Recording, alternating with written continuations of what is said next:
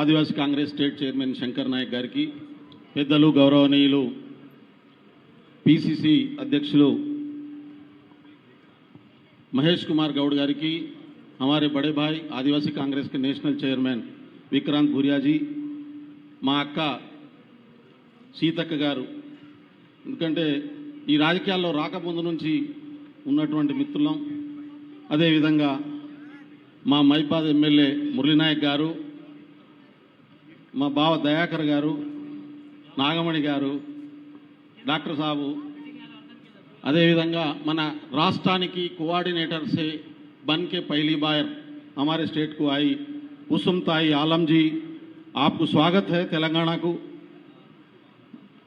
कुसुमताई आलम national coordinator Telangana राष्ट्र इंचार्जी, अदेविधंगा vice చైర్మన్లకు మన శామన్నకు, మిగతా వేదిక మీద పెద్దలందరికీ, ముఖ్యంగా అన్ని జిల్లాల నుంచి వచ్చినటువంటి కాంగ్రెస్ పార్టీ, ఆదివాసీ కాంగ్రెస్ మండల, జిల్లా, నియోజకవర్గ నాయకులందరికీ శిరస్సు వంచి పాదాభివందనం తెలియజేస్తా ఉన్నాను. అన్న రెండు విషయాలు. కాంగ్రెస్ పార్టీని అధికారంలో తీసుకురావడంలో కీలక పాత్ర हमारे आदिवासी మన ఆదివాసీ బిడ్డలు, గిరిజన సోదరులందరూ वन साइडेड वोट डालने से कांग्रेस की सरकार बनी है. और हम ये छाती थान के बोल सकते हैं कि कांग्रेस सरकार लाने में हमारा योगदान बहुत है.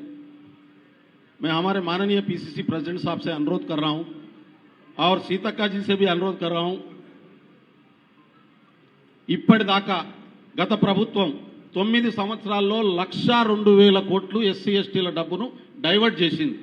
1,02,000 करोड़ लास्ट सरकार ने एससी एसटी का फंड को डाइवर्ट कर दिया, सब प्लान फंड को. उसकी वजह से बहुत नुकसान हुआ. माननीय हमारे मुख्यमंत्री रेवंत रेड्डी जी रिव्यू करके ये समाचार हमको बाहर निकाले. మన ప్రభుత్వం వచ్చిన తర్వాత ఇంతవరకు మనం చేవేళ్లలో పెట్టినటువంటి ఎస్సీ ఎస్టీ డిక్లరేషన్ ఇంకా మొదలు పెట్టలేదు. అందులో సంబంధించిన ఒకే ఒక్క స్కీమ్ ఇప్పుడు ఇంప్లిమెంట్ అవుతుంది. అది హౌసింగ్ కు సంబంధించిన స్కీమ్. ఆ స్కీమ్లో ఎస్సీ ఎస్టీలకు 6 లక్షల రూపాయలు ఇస్తామని చెప్పినాం మనం. అది మిగతా వాళ్లతో పాటు 5 లక్షల రూపాయలు మాత్రమే ఇస్తున్నారు. దానికి 6 లక్షలు చేయించాలని చెప్పి నేను మహేష్ అన్నను సీతాకరితని కోరుతా ఉన్నాను. ఎస్సీ ఎస్టీలకు మనం 6 లక్షలు ఇస్తామన్నాం. గౌరవ ముఖ్యమంత్రి గారి దృష్టికి తీసుకెళ్లి ఇది ఖచ్చితంగా మీరు చేయించాలన్నా. దాంతో పాటు ఇప్పుడు 3 కార్పొరేషన్లు డిక్లేర్ చేసినాం. ఆల్రెడీ ప్రభుత్వం ఒప్పుకున్నది. ఆల్రెడీ అన్ని డిపార్ట్మెంట్లకు సర్క్యులర్ కూడా వచ్చిన ఏకలవ్య కార్పొరేషన్, సేవలాల్ కార్పొరేషన్, కొమరంభీం కార్పొరేషన్లకు సంబంధించిన గైడ్ లైన్స్ ప్రిపేర్ చేస్తుంది ప్రభుత్వం. కాబట్టి ఈ 3 కార్పొరేషన్లు త్వరలో వస్తాయని చెప్పి నేను ఆశపడుతున్నా, వస్తాయి. దాంతోపాటు ఒక 5 ఐటీడీఏలు పెట్టాలనే నిర్ణయం కూడా తీసుకున్నాం మనం. ప్రధానంగా ఖమ్మం ఒకటి, నల్గొండ ఒకటి, మహబూబ్నగర్లో ఒకటి, నిజామాబాద్లో ఒకటి, ఈ జిల్లాల్లో మనం ఐటీడీఏలు, వరంగల్లో ఒకటి ఐటీడీఏలు ప్లేన్ ఏరియాలో పెట్టాలి. 500 కోట్ల రూపాయల బడ్జెట్తోనని చెప్పి మనం ఎస్టీ డిక్లరేషన్లో పెట్టుకున్నాం. కాబట్టి గౌరవ ముఖ్యమంత్రి గారి దృష్టికి తీసుకెళ్లి ఖచ్చితంగా ఇది చేయించాలని చెప్పి పెద్దలిద్దరిని కోరుతా ఉన్నాను. వీటన్నిటితో పాటుగా నా స్వార్థం ఏంటంటే ట్రైబల్ ఫైనాన్షియల్ డెవలప్మెంట్ కార్పొరేషన్ అలా ఇంతవరకు మాకు ఫండ్ రావట్లేదు. చాలామంది కార్ల లోన్లు, ఆటోల లోన్లు, చిన్న చిన్న దుకాణాల లోన్లు గత 7 సంవత్సరాల నుంచి తీసుకున్నటువంటి వాళ్లకు సబ్సిడీలు రిలీజ్ కానటువంటి పరిస్థితి ఉంది. 29,000 మంది గిరిజనులు సబ్సిడీల కోసం ఎదురు చూస్తూ ఉన్నారు.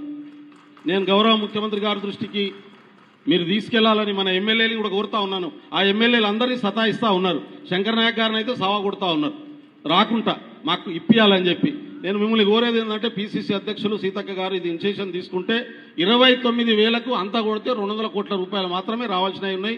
ఎందుకంటే వాళ్ళు తీసుకున్న కార్లు, లోన్లు అవన్నీ ఎక్స్పైర్ కూడా అయిపోయినాయి. 6 సంవత్సరాలు అయిపోయింది. గత ప్రభుత్వం మోసం చేసిపోయింది వీళ్ళకు. ఎందుకంటే కాగితాలు ఇచ్చింది, శాంక్షన్ ఇచ్చింది, వాళ్ళు కొనుక్కున్నారు, బ్యాంకులలో కట్టుకున్నారు, కానీ రీపేమెంట్ ఇంతవరకు జరగలేదన్నా.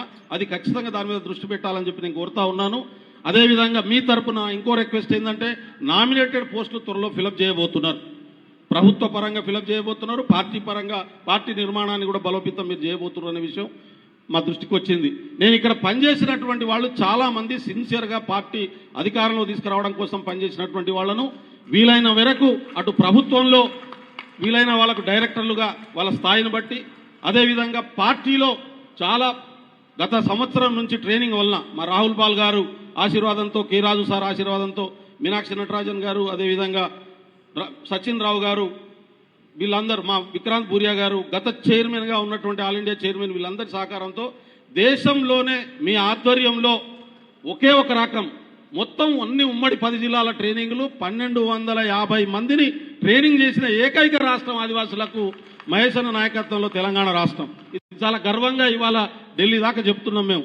మీరు మాకు ప్రోత్సహించి, మీరు అండగా నిలబడి మీరు చేయడం వల్ల చేయగలిగినాం. కాబట్టి పార్టీలో కూడా వాళ్ళకు పదవులు, సెక్రటరీలుగా, జనరల్ సెక్రటరీలుగా వివిధ స్థాయిలో పార్టీ పొజిషన్స్, అదేవిధంగా గవర్నమెంట్లో స్థాయిని బట్టి డైరెక్టర్ పొజిషన్లు కూడా ఈ పనిచేసిన వాళ్లకు అవకాశం కల్పించాలని చెప్పి ఆదివాసీ కాంగ్రెస్ తరపున మా శంకర్ నాయక్ గారు ఎవరెవరు అనేది ఆయన మీకు సబ్మిట్ చేస్తాడు, మీరు సహకరించాలని చెప్పి కోరుకుంటూ, నాకు గత 2 సంవత్సరాలుగా ఎన్నికల ముందు నుంచి ఇప్పటిదాకా ఆదివాసీ కాంగ్రెస్ బాధ్యతలు అప్పచెప్పినటువంటి జాతీయ నాయకత్వానికి, మన ముఖ్యమంత్రి గారికి, అదేవిధంగా ఉప ముఖ్యమంత్రి గారికి, మహేష్ అన్నకు, మిగతా మిత్రులందరికీ, నాకు కోఆపరేట్ చేసిన మిత్రులు మీ అందరికీ, శంకరన్నతో సహా మన ఎమ్మెల్యేలు, గిరిజన ఎమ్మెల్యేలు అందరికీ, బలరాం అన్నకు ధన్యవాదాలు చెప్తా ఉన్నాను.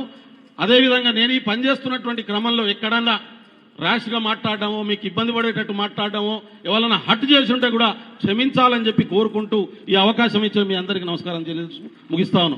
జై కాంగ్రెస్.